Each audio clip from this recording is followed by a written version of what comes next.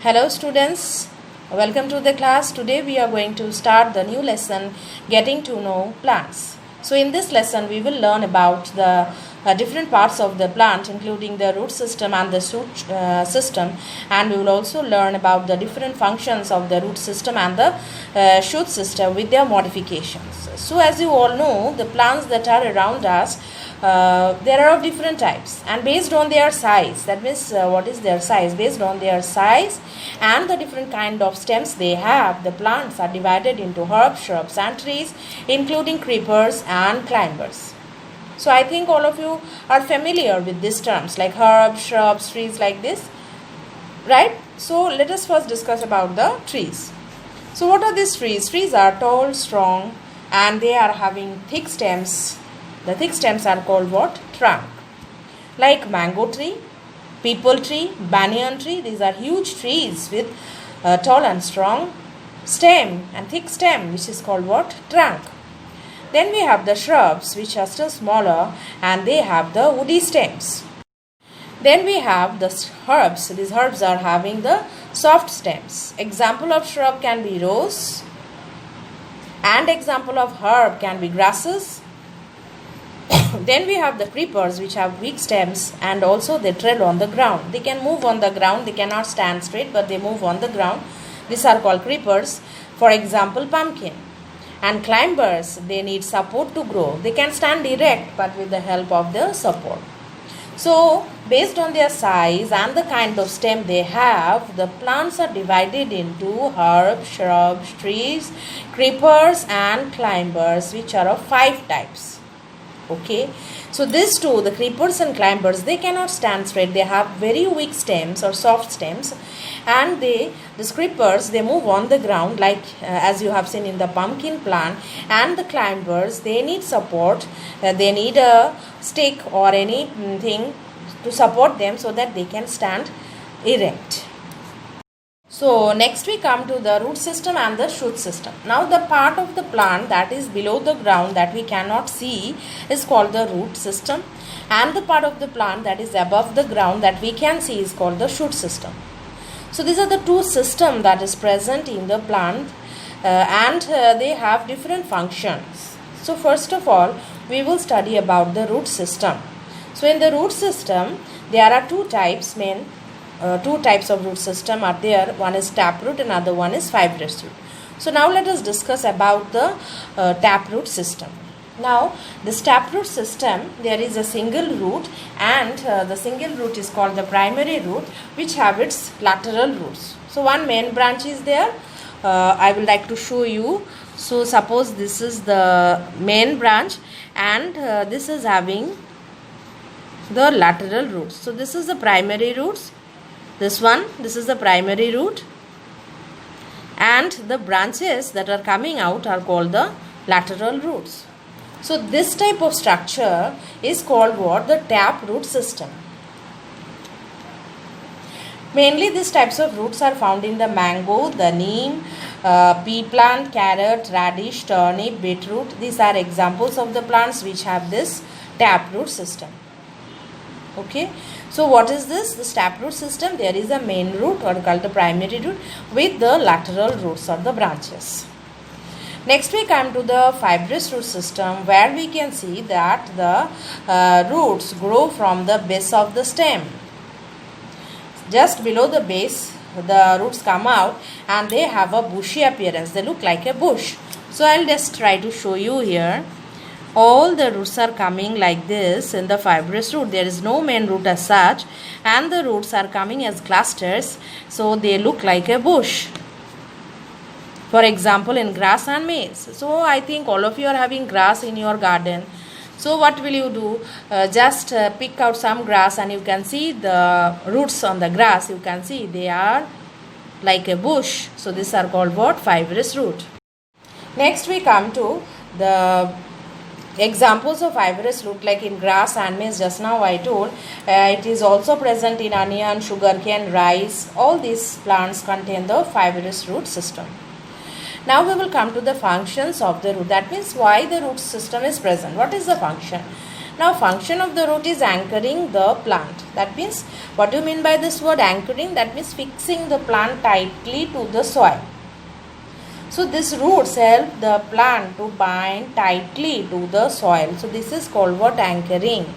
The roots are present, so the plants are attached tightly to the soil. Number 2 is absorption of water. So the roots of the plant help in absorbing water and nutrients from the soil, and this water and nutrients are essential for the survival of the plants. Then number 3 is this roots also helps in preventing soil erosion. How they prevent soil erosion? This roots, they tightly bind with the soil, and so they does not allow the soil to move freely in reaction to the water or the wind. So whenever there is a huge amount of water flowing from one place to another, there is a tendency that it will carry away the soil over there. But what will happen, if there are more plants, they will fix the soil tightly, and so there will be a very less chance or no chance of soil erosion. Carrying away of the soil by the wind and water is called what? Erosion. So if there will be plants, the roots will fix the plant with the ground, and this will make the soil tight, bind the soil tightly, and so this will prevent what? Soil erosion. Now we will study about the root modifications. Now you can see the term modification. That means the roots changes their structure and modify themselves to perform various functions. So normal functions you have already seen, that anchoring, absorption and prevention of soil erosion. Now for more developed function and more advanced function or additional functions, the roots change their structure. So this type of functions may be storage. So for storage of foods, the root modify themselves, like in radish, carrot, turnip, sweet potato, beetroot, and they become fleshy because we eat those vegetables, right? Radish, carrot, turnip, sweet potato, we eat this because they store food there. So roots that can store food is edible, so we can eat them. So they change their pattern, they change their structure and modify themselves to store the food, and we can easily eat them as vegetables. Similarly, roots can also be used for multiplication. That means to increase in number of the plant or to produce new plants. So roots can also help in producing new plants, for example in dahlia and asparagus. This type of roots can develop into new plants. Next we can see nutrition. The roots also helps in absorbing the water and nutrients, and they have some of the plants have specialized roots which are called the parasitic roots, and help the plant to absorb the water and nutrients from the host. So these parasitic plants which grow on other plants like dodder, they have specialized roots so that they can absorb the water and nutrients from the host plant, from where they will get their nutrients from the host plants from where they are growing. Host plant means on which plant they are growing. Like the dodder plant grows on a host plant, they will take the water and nutrients from the host plant through the specialized roots. This is the function of the roots in absorbing the water and nutrients from the plants. Roots are also used for climbing. That is, they develop certain structures and they help in climbing so that the plant can stand straight with the help of a support such as wall or rock or a tree, like a money plant. It needs a support. The beetle plant, they all need a support to grow, to stand erect. So this is done by the roots itself. And then for extra support, there are different types of roots like prop roots in the banyan tree, where you can see that the main extra roots are coming out from the branches of the tree. If you can see a banyan tree, you can see from the branches of the tree extra roots comes out. These extra roots, they grow downwards and they give what? Extra support for the plant to stand straight, because the plant is huge and they need support. So this support is given by the roots that comes out from the branches of the banyan tree. Okay, so these types of roots are called the prop roots. Okay, so we have got this type of modifications like for the storage of food, for the multiplication, for nutrition, for climbing, and for extra support. The roots modify themselves, they modify their structure and perform these functions as we have discussed here. So now I'll show you in the picture that this is the carrot which helps in storage of food. This is the root of dahlia that helps in multiplication, that means give rise to a new plant. And this is the parasitic plant dodder which goes on the host plant and derives the nutrition from the host plant. This dodder has specialized roots so that it can absorb the nutrients from the host plant. Then you can see the climbing plants which are like money plant, the beetle, and the banyan tree which needs support to grow, so they give out the roots from the branches which are called the prop roots. So this gives the support to the main plant. Next we will come to the shoot system, that means the part that is visible to us above the ground is called the shoot, and it grows towards the sunlight away from the gravity. So this is also called the stem. The total system is shoot system, and the part that maintains the shoot system, that is the structure pattern of the shoot or the stem, is the shoot system, and the main thing that is present in the shoot is what? The stem. So now what is the function? The function of the stems are that it gives the position to the leaves, so it maintains the position of the leaves. As you can see, the stems have what? The points from where the leaves arise. So this position of the leaves is maintained on the stem, so that the leaves can get enough light, and with that light they can prepare their food by the process of photosynthesis. Number 2, the stem bears the flowers, birds, leaves and fruits. As you all have seen that the trees have stems, and stems bears everything, that is flowers, birds, leaves and fruits. They also conduct water and mineral salts from the roots to the other parts of the plant, and they carry food from the leaves to other parts of the plant, as you all know this. So the stems are very, very important because they carry food also to other parts of the plant from the leaves. And sometimes the green stem also perform the function of photosynthesis. They also give support to the plant so that the plant can stand erect towards the sunlight away from the gravity. So there are different functions as you have seen, and the stem contains the flowers, birds, leaves and fruits.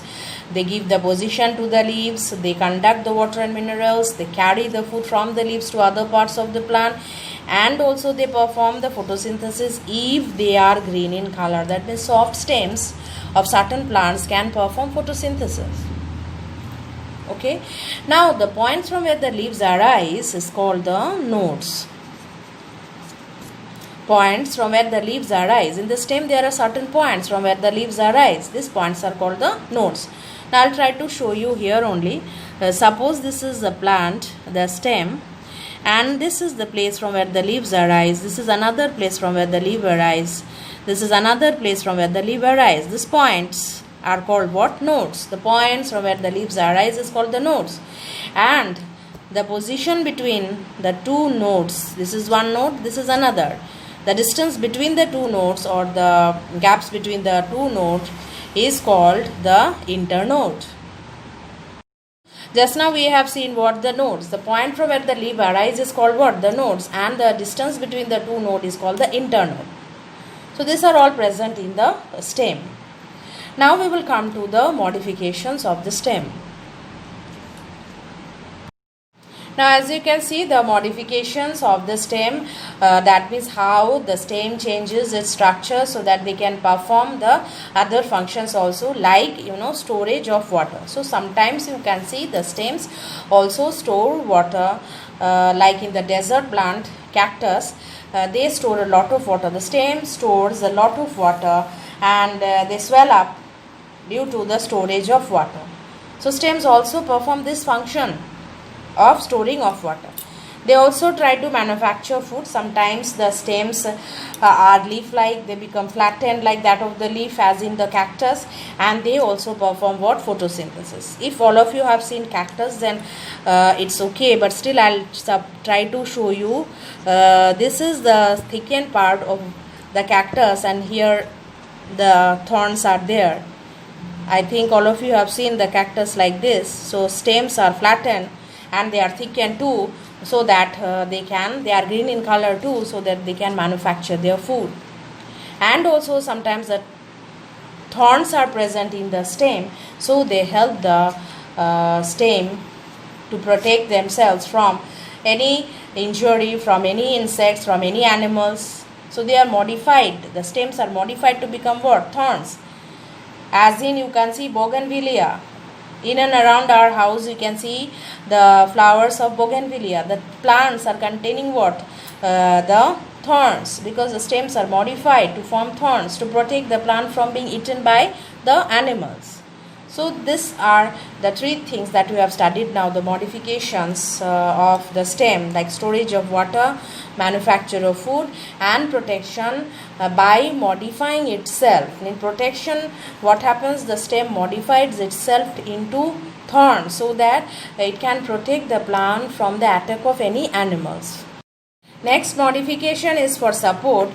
So as you can see, the plants can grow straight, but most of the plant cannot stand erect, such as the climbers. So these climber plants, what they will do, the stems are modified into tendrils.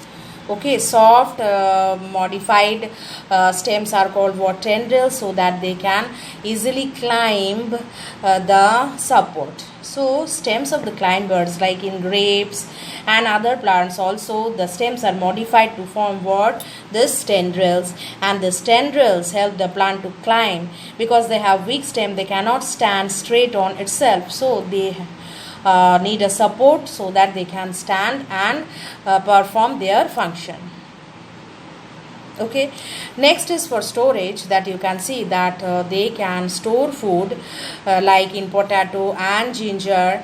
The plant can store food in their stems. The stems are modified. They change their structure to store their food. Like in potato, in ginger, onion, garlic, what happens? There is storage of. Now also the stem helps in multiplication. That means from the stems new plants can also grow, like in rhizomes, bulbs, tubers. The new plant can grow from the stem itself.